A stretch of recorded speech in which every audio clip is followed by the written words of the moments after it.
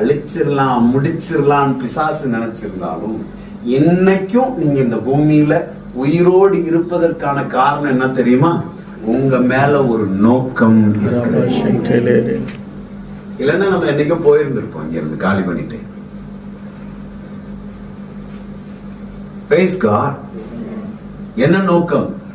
தேவ நோக்கம் இருக்கிறது. இன்னைக்கு எத்தனை பேர் உயிரா இருக்கீங்க? இந்த செகண்ட் வரைக்கும் எத்தனை பேர் உயிரா இருக்கும்? ஏன் உயிரா இருக்கும்? உங்க மேலையும் என் மேலையும் ஒரு தேவ நோக்கம் இருக்கிறது. சொல்லுங்க பாப்போம்.